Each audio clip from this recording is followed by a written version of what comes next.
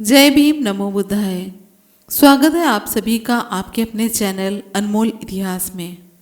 आज हम बात करने जा रहे हैं डॉक्टर सुरेंद्र अज्ञात की लिखी हुई पुस्तक क्या बालू की भीत पर खड़ा है हिंदू धर्म। आज हम बात करेंगे जहां नारियों की पूजा होती है। भारतीय संस्कृति के व्याख्याता जब नारियों के विषय में बात शुरू करते हैं तो प्रायः मनु का एक श्लोक उद्धृत करते हैं। श्लोक आपको स्क्रीन पर दिखाई दे रहा है, जिसका अर्थ है जहाँ नारियों की पूजा होती है वहाँ देवताओं का निवास होता है, और जहाँ इनकी पूजा नहीं होती वहाँ सब क्रियाएं निष्फल होती हैं। वे इस प्रशंसात्मक श्लोक में भारतीय संस्कृति की नारी विषयक दृष्टिकोण को समाहित कर देते हैं और निर्णय देते हैं कि भारतीय संस्कृति में नारी सदैव सम्मानित पद की अधिकारिणी रही है। उक्त मत प्रस्तुत करने वालों का वास्तविक आशय क्या होता है, वे क्या सोच तथा विध निर्णय देते हैं, यह हमारी समझ से बाहर है। यदि हम भारतीय संस्कृति के प्रतिनिधि उपलब्ध अभिलेखों का तर्कपूर्ण व तटस्थतापूर्वक विश्लेषण करें तो ज्ञात होगा कि वास्तविकता कुछ और ही रही है।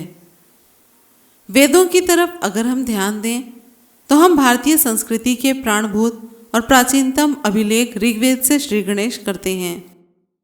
ऋग्वेद में लिखा है, इंद्र ने स्वयं कहा है, स्त्री के मन को शिक्षित नहीं किया जा सकता, उसकी बुद्धि तुच्छ होती है। इसी पुस्तक में अन्यत्र लिखा है, स्त्रियों के साथ मैत्री नहीं हो सकती, इनके दिल लकड़बग्घों के दिलों से क्रूर होते हैं।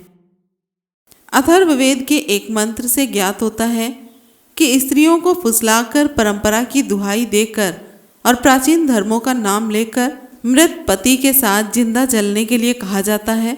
इस मंत्र पर माध्वाचार्य का प्राचीन भाष्य उपलब्ध है। वेदों के बाद उन व्याख्यान रूप ब्राह्मण ग्रंथ में आते हैं। इनमें से एक ऐत्रेय ब्राह्मण नामक ग्रंथ है, जिसका रचनाकाल 2500 ईसा पूर्व बताया जाता है। राम गोविंद त्रिवेदी रचित वैदिक साहित्य पृष्ठ नंबर 520। इस पुस्तक में हरिश्चंद्र नारद संवाद में नारद कहता है, कृपणम ह दुहिता, यानी कि पुत्री कष्टप्रदा दुखदायिनी होती है। पुत्री नारी का ही एक रूप है। उसके एक रूप के प्रति जो तिरस्कात्मक दृष्टिकोण प्रस्तुत किया गया है, वहीं उसके समग्र के प्रति भी समझना चाहिए। ऐत्रेय ब्राह्मण के उक्त अंश पर भाष्य करते हुए एक पुराने विद्वान भाष्यकार सायणाचार्य ने एक प्राचीन श्लोक उद्धृत किया है, जो आपको स्क्रीन पर दिखाई दे रहा है।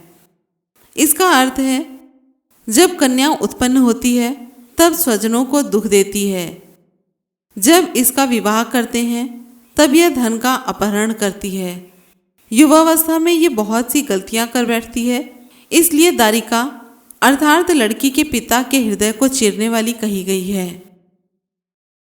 यास्काचार्य का निरुक्त है, ईसा से लगभग 800 वर्ष पहले आचार्य यास्क ने निरुक्त नाम की एक पुस्तक लिखी थी। उसका वैदिक साहित्य में बहुत ऊंचा स्थान है। इसमें नारी के एक रूप बेटी के विषय में लिखा है। बेटी को दुहिता इसलिए कहा जाता है कि वह दुर्हिता यानी कि बुरा करने वाली और दुरोहिता यानी उसे दूर रहने पर ही भलाई है।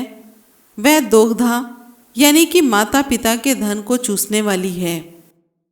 इसी पुस्तक के अगले अध्याय में कन्या शब्द की निरुक्ति देते हुए आचार्य यास्क ने लिखा है, कन्या को कन्या कहने का मतलब यह है कि ज्यों ही वह पैदा होती है त्यों ही यह चिंता उत्पन्न होने लगती है कि इसे किसके गले मढ़ेंगे।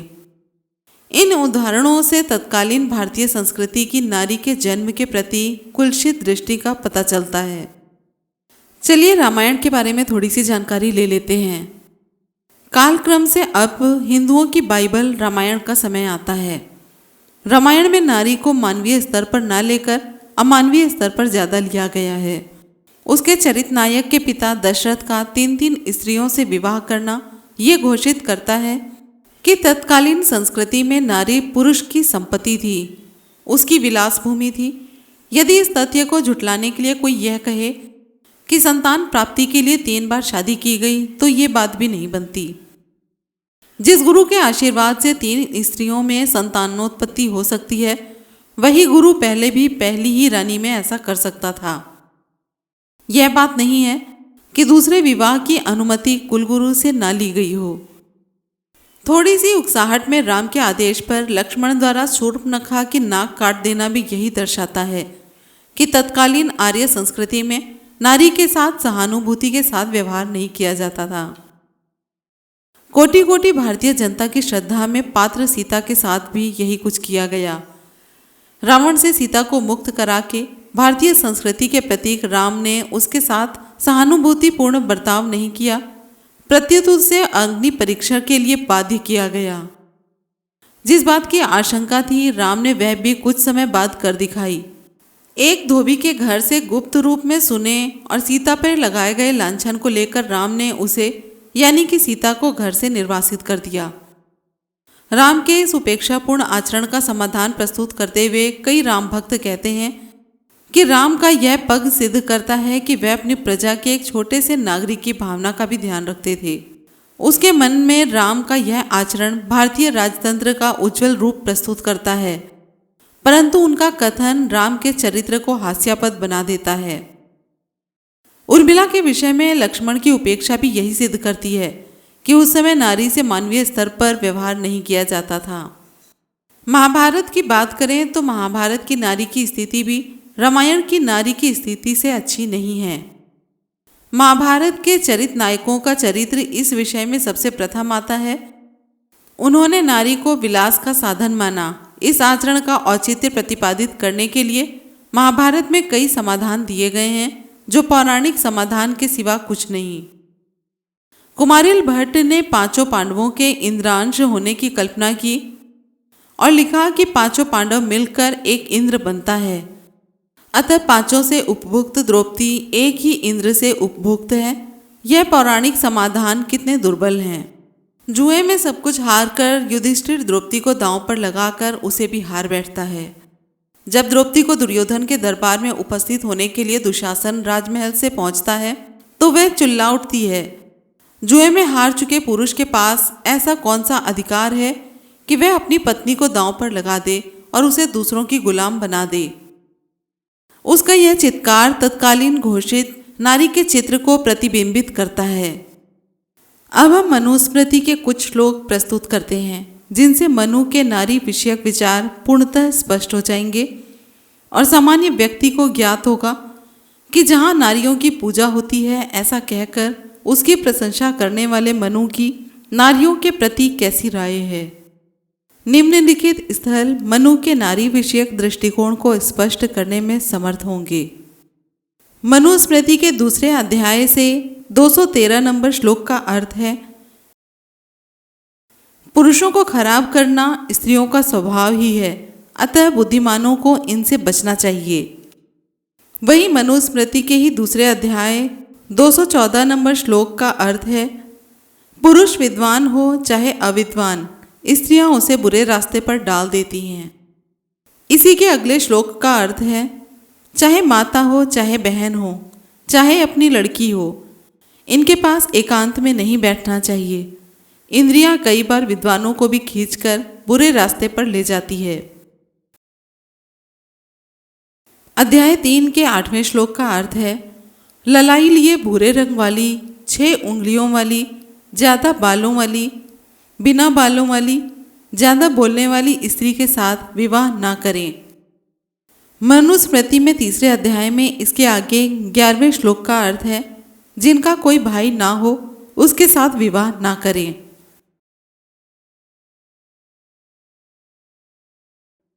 मनुस्मृति के ही 9वें अध्याय के दूसरे श्लोक का अर्थ है, पुरुषों को दिन रात स्त्रियों की देखभाल करनी चाहिए। यहाँ पर आपको हम 9वें अध्याय का पूरा 6 श्लोक तक अर्थ दिखाते हैं, क्योंकि सिर्फ दूसरे श्लोक की बात करें तो पूरी बात समझ में नहीं आएगी। 9वें अध्याय का पहले श्लोक से लेकर 6ठे श्लोक तक का अर्थ है स्त्री रक्षा। अपने सनातन धर्म में स्थिर पुरुष और स्त्रियों के संयोग और वियोग के समय में धर्म कहे जाते हैं। पुरुष को अपनी स्त्रियों को कभी भी स्वतंत्र नहीं होने देना चाहिए। नाच गाने में आसक्त स्त्रियों को अपने वश में रखना चाहिए। बालकपन में पिता, युवावस्था में पति और बुढ़ापा में पुत्र रक्षा करे। स्त्री स्वतंत्र होने योग्य नहीं है। समय पर कन्यादान न करने से पिता, ऋतुकाल में सहवास न करने से पति और पिता के बाद माता की रक्षा न करने से पुत्र निंदा का पात्र होता है। साधारण कुसंगों से भी स्त्रियों को बचाएं, क्योंकि आरक्षित स्त्रियां दोनों कुलों को दुख देती है। इस प्रकार संपूर्ण वर्णों का धर्म है। दुर्बल पति भी अपनी स्त्रियों की रक्षा का उपाय करते हैं। इसी के आगे 9वें अध्याय के 11वें श्लोक में लिखा है, स्त्रियों को घर के कामों और धर्म के कार्यों में व्यस्त रखना चाहिए ताकि वे खाली समय प्राप्त न कर सकें। चलिए आपको 11वें से 14वें श्लोक का पूरा ही अर्थ बता देते हैं। धन संग्रह, खर्च, सफाई, पति सेवा, धर्म, रसोई और घर के संभाल में स्त्री को लगाएं। विश्वास पात्र मनुष्यों से घर में रखवाली कराने से रक्षित नहीं होती, किंतु जो अपनी रक्षा आप ही करे वही सुरक्षित हो सकती है। मद्यपान, दुर्जन संग, पति से वियोग, घूमना, सोना, दूसरे के घर रहना, ये 6 भांति की स्त्रियों में दूषण होते हैं। व्यभिचारिणी स्त्रियां रूप और अवस्था को नहीं देखती, केवल पुरुष देखकर ही मोहित हो जाती हैं, वह कुरूप हो या सुरूप। मनुस्मृति के 9वें अध्याय के 17वें और 18वें श्लोक का अर्थ क्या है, चलिए वो देखते हैं। यहाँ 15 से 18 तक के श्लोक का अर्थ है, स्त्रियां रक्षित होने पर भी अपने पति से विमन रहती हैं। ब्रह्मा के रचे ऐसे स्त्रियों के स्वभाव को जानकर उनकी रक्षा का खूब उद्योग करें। सोना, बैठे रहना, गहने पर प्रेम, काम, क्रोध, उद्धतपना, दूसरों से द्रोह और दुराचार, ये स्त्रियों के स्वभाव से पैदा हैं। ऐसा मनु ने कहा है। स्त्रियों के जात कर्म आदि संस्कार मंत्रों से नहीं होते, इसलिए वे धर्म रहित होती हैं, असत्य के समान है। यह धर्म शास्त्र की मर्यादा है। इसके आगे मनुस्मृति के 9वें अध्याय के ही 63 से 69 के अर्थ बता देते हैं। यदि नियोग करने वाले दोनों शास्त्र विधि को छोड़कर मनमाना व्यवहार करें तो पतित होते हैं और पुत्रवधू गुरु पत्नी के साथ गमन करने वाले माने जाते हैं। द्विजातियों को विधवा स्त्री का नियोग दूसरे वर्ण वाले से नहीं करना चाहिए। अन्य जाति से नियोग की हुई स्त्रियां धर्म का नाश कर डालती हैं। विवाह संबंधी मंत्रों में कहीं नियोग नहीं कहा गया है और विधवा का पुनर्विवाह भी नहीं कहा गया है। यह नियोग विधि राजा वेन के राज्य में प्रचलित हुई थी, परंतु विद्वान द्विजों ने इस पशु धर्म की निंदा की है। राजश्री वेन जब सारी पृथ्वी पर राज्य करता था, उस समय कामवासना से नष्ट बुद्धि होकर वर्ण संकरता फैलाई गई। तब से जो पुरुष विधवा स्त्री का संतान प्राप्ति के लिए नियोग करता है, उसकी साधु पुरुष निंदा करते हैं। यदि सगाई के बाद ही भावी पति मर जाए, कन्या को उसके यानी कि पति के छोटे भाई से ब्याह दें। मनुस्मृति तथा अन्य स्मृतियों में स्त्रियों के दाएं भाग के विषय में जो पक्षपातपूर्ण विधान उपलब्ध हैं, वे किसी भी व्यक्ति में करुणा जागृत कर सकते हैं। लेक्चर्स ऑन धर्मशास्त्र के पृष्ठ 42 से लेकर 63 तक पढ़कर संक्षेप में हम इस विषय की जानकारी प्राप्त कर सकते हैं। उस समय स्त्रियों को अचल संपत्ति का अधिकार प्राप्त नहीं था। पुराण साहित्य में बहुत से ऐसे प्रकरण उपलब्ध हैं जिनमें बाल विधवाओं को सिर मुंडवाकर और श्वेत वस्त्र पहनाकर एकांत में रहने के आदेश दिए गए हैं। भागवत पुराण में तो यहाँ तक लिखा है कि पति चाहे लंगड़ा हो, चाहे अंधा, चाहे कुबड़ा हो, चाहे कोढ़ी हो, स्त्री को उसे छोड़ने का अधिकार नहीं है। भारतीय इतिहास में कौटिल्य और उसके प्रसिद्ध ग्रंथ अर्थशास्त्र का कई दृष्टियों से महत्वपूर्ण स्थान है। अतः ऐसे आचार्य के नारी विषयक विचार जानने की उत्सुकता उत्पन्न हो जाना स्वाभाविक ही है। चाणक्य नीति दर्पण में चाणक्य ने लिखा है, अग्नि, पानी, स्त्री, मूर्ख व्यक्ति, सर्प और राजा से सदा सावधान रहना चाहिए, क्योंकि ये सेवा करते करते ही उल्टे फिर जाते हैं, अर्थात प्रतिकूल होकर प्राण हर लेते हैं। स्त्रियां एक के साथ बात करती हुई दूसरे की ओर देख रही होती हैं और दिल में किसी तीसरे का चिंतन हो रहा होता है। इन्हें किसी एक से प्यार नहीं होता। स्त्रियां कौन सा दुष्कर्म नहीं करती। झूठ, दुस्साहस, कपट, मूर्खता, लालच, अपवित्रता और निर्दयता स्त्रियों के स्वाभाविक दोष हैं। पंचतंत्र आदि प्रसिद्ध ग्रंथों में ऐसी कथाएं विद्यमान हैं जिनका उद्देश्य नारी को मूर्ख और मूढ़ सिद्ध करना है। 6ठी शताब्दी में भर्तृहरि नामक एक राजा हुआ है जो एक कवि, नीतिवेदता और योगी के रूप में विख्यात है। उसने अपने श्रृंगार शतक और वैराग्य शतक में स्त्रियों के लिए बहुत ही घटिया किस्म के विश्लेषण प्रयुक्त किए हैं। उनकी बहुत भर्त्सना की है, उन्हें बहुत नीच सिद्ध करने का प्रयास किया है। उसने श्रृंगार शतक के 76वें पद्य में लिखा है, स्त्री संशयों का भंवर, उद्दंडता का घर, उचित अनुचित काम की शौकीन, बुराइयों की जड़, कपटों का भंडार, अविश्वास की पात्र होती हैं। महापुरुषों को सब बुराइयों से भरपूर स्त्री से दूर रहना चाहिए।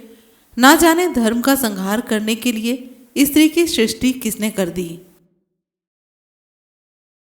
इस वीडियो के बारे में आपकी क्या राय है, कमेंट बॉक्स में ज़रूर बताएं। वीडियो पसंद आई हो तो लाइक, कमेंट, शेयर करें और चैनल को सब्सक्राइब ज़रूर करें। मिलते हैं अगले वीडियो में। जय भीम, नमो बुद्धाय, जय संविधान।